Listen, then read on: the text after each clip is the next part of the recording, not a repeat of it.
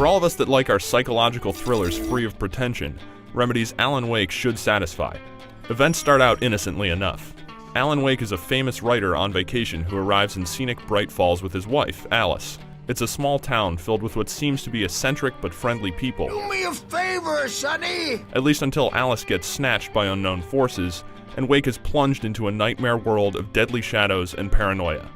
It's an intriguing setup, particularly for X-Files and Twin Peaks fans, and something that once you pick up, is difficult to put back down. While the plot is sometimes so absurd that it's difficult to stomach, the game's setting and characters are developed well enough to the point that you can forgive their stereotypical tendencies and enjoy what they contribute to the tale. A bigger problem is that the ending feels a little incomplete, likely to make room for future content.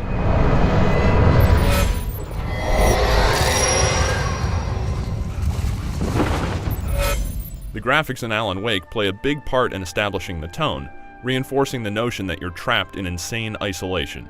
Mists surge with unsettling speed across forest floors, and all the locations in the game are packed with lots of small details. Your flashlight plays an important role in this. Not only are the lighting effects beautiful to look at, but light is a vital tool of combat. It's used to disintegrate enemies and also to help out with exploration and discovering hidden areas. Set against the inky blackness of the forests and haunted valleys around Bright Falls, it can be particularly effective at generating tension and evoking a sense of dread as you step into the light to escape the dangers beyond the shadows. You'll also see some flashy particle effects as lights blast away darkness with the burning ferocity of a circular saw on sheet metal. Sound design is also excellent. Sound effects squeal, strings surge, the winds hiss, and pianos patter into existence to underscore the mood of the visuals.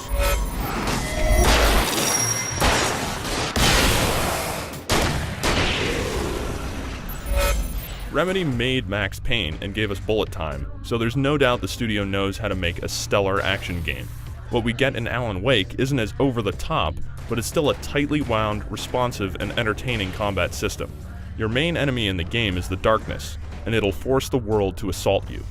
Your light is the first line of defense, as casting flashlight beams and sparking flares serves two purposes. They stun and hold back your enemies, but also peck away at their shadowy armor.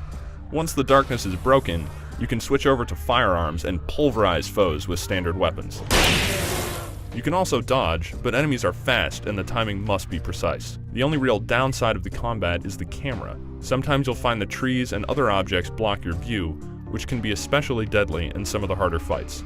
Other sequences are mixed in to keep the gameplay varied. You'll explore sunny vistas and buildings, interact with NPCs, uncover loads of hidden items and collectibles, and take part in the occasional driving sequence and boss fight. I won't say too much for fear of spoiling some of the more impressive action set pieces, but I will say if you have the opportunity to talk to someone, to listen to a radio broadcast, or watch a television program, you should do it. All of them strengthen the personality of the game and make for a better overall experience. Tonight's episode, a quantum suicide.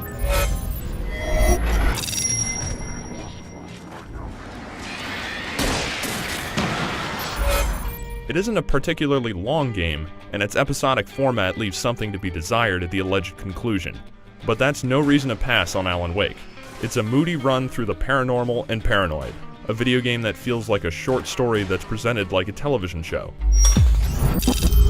It's frightening, funny, and entirely self-aware, and has a great foundation of gameplay to make the experience just as fun to play as it is to watch. For more on Alan Wake, head over to IGN.com.